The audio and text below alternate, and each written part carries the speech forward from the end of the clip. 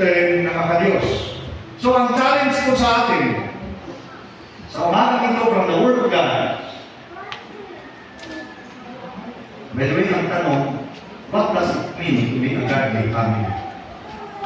According to the Bible, what does it mean to be a godly family? Sa Biblia,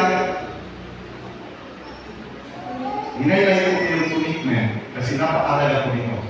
It takes commitment to be considered a godly family. Pag sinabi ko natin commitment, it means pagtatalaga ng sarili sa isang tungkulin gawain. Pagtatalaga sa sarili. Committed ka. Ang example ko ako dyan, ito po yung example ko, na kapag nagkarelasyon ng lalaki at babae, kailangan may commitment. Ibig kong sabihin, maging disidido na magiging tapat sa isa't isa at gagawin ang lahat para maging matagumpay ang isang relasyon. That's commitment. Kaya nga sa mga kasalan, maraming sinasabi, kailangan yung commitment. Sa isang pamilya, kung masabi natin na maging makadiyos sa pamilya, kailangan din po yung commitment. So the challenge is, let us be the godly family that God wants us to be. Maging makadiyos na pamilya tayo. Yan po ang challenge mula sa salita ni Lord sa umaga nito. Going back to our verse, sa 2 Timothy chapter 1, verse 5, ito po ang sinabi ni Pablo kay Timoteo. Napakagandang pansinin na binanggit ni Pablo ang lula at ina ni Timothy. Sabi niya dito, verse 5, hindi ko nalilimutan ang tapat mong pananampalataya na unang tinaglay ng iyong lulang si Loida at ng iyong inang si Eunice. The faith ng meron si Timothy ay mula pala sa kanyang lula pa at sa kanyang mama. Yung babae ito, grandmother Louise and your mother Eunice. Bakit kayo ganun? If you will back sa kwento ni Timothy, so binasa niyo ang Acts chapter 16, sa pangalawang missionary journey ni Paul, nakapunta siya, nakabalik siya sa lugar ng Lystra at Derbe. Sa unang pagpunta niya doon, meron mga nadala sa Panginoon, pero doon siya kung di ka na mamatay kasi binato siya. He was stoned, and when the people was thinking na patay na si Paul, iniwan. Pero bumalik pa din si Paul doon, at pagbalik niya doon, nakita niya si Timothy. Sabi doon sa kwento, si Timothy ay isang mistizo. Alam niyo yung mistizo? May tinanong ba sabi, ikaw, anong lahi ka? Sabi niya ako, Italiano. Italiano ako, pero sabi nung nagtanong, Italiano ka, pero yung, hindi naman,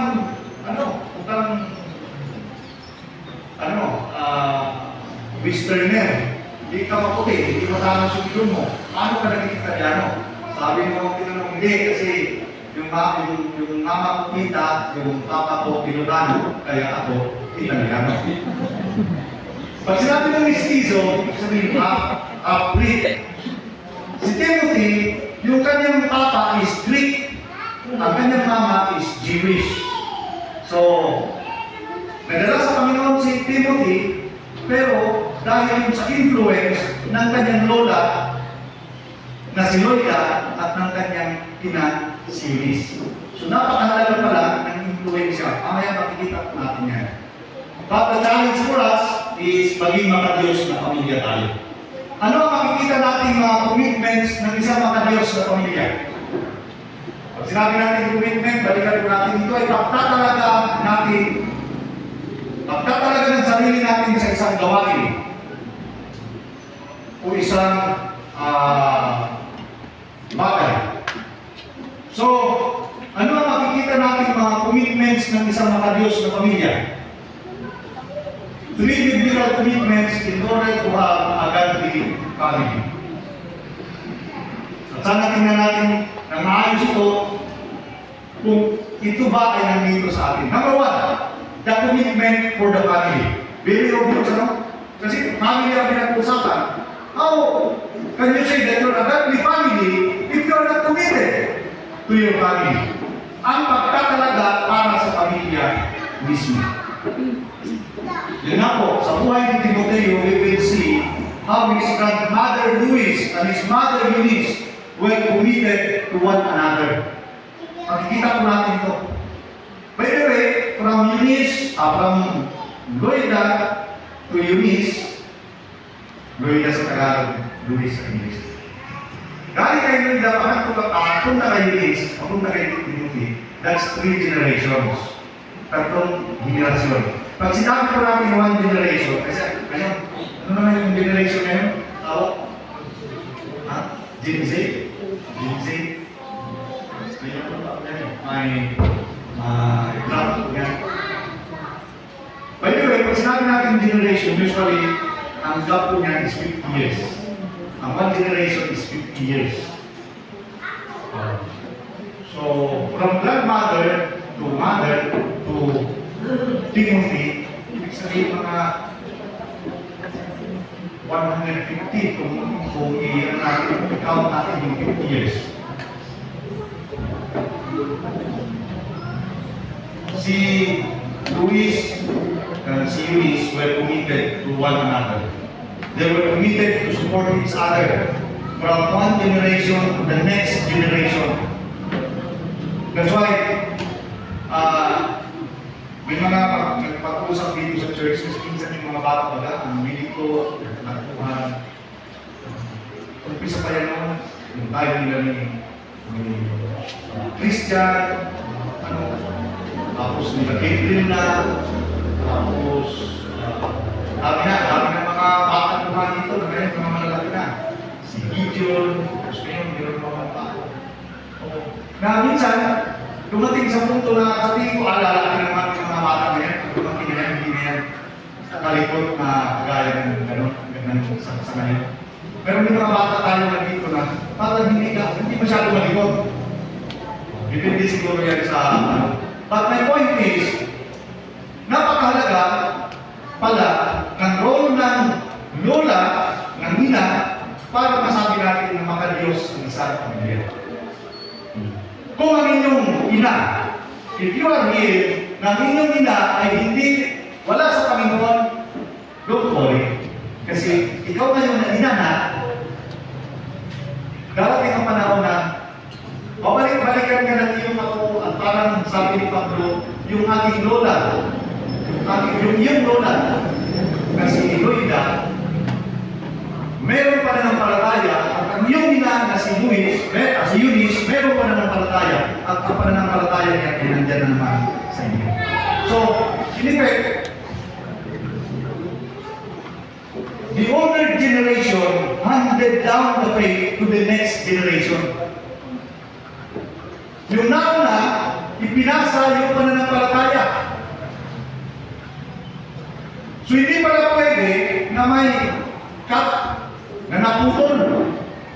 Kasi pag naputol, kung doon pa lang kay Eunice, naputol na, hindi makakarating kay Timothy. At wala tayong pag-uusapan ngayon na sinabi ni Pablo na ang pananampalataya mula pa sa iyong lola, napunta sa iyong mama, at ngayon ay nasa inyo, wala tayong pag-uusapan ngayon. The older generation must hand down the faith to the next generation.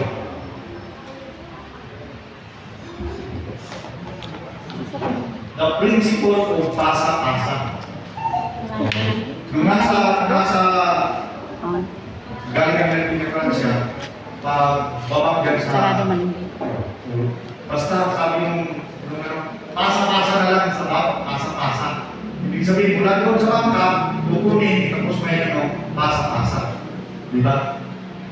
Siguro naintindihan na natin yan. Pag may mga sunog, minsan ginagawa yan, mula doon sa may nagbubumba, kung ano-ano lang, may nagbuo pa, maraming balde, pero maraming tao yan. Tapos pasa-pasa. para makarating doon sa dulo. Ganon din sa pananampalataya. Dapat gawin natin pasa-pasa. Hindi pwedeng kung nandyan na sa inyo, sasabihin mo, okay na to. Kasi meron na akong pananampalataya. It should be handed down to the next generation. Kapag yan pa lang sa inyo na putol na, ano ang ating ipapasa? So, the commitment for the family, napakahalaga na maayos yung pamilya. Kaya ako natutuwa, meron din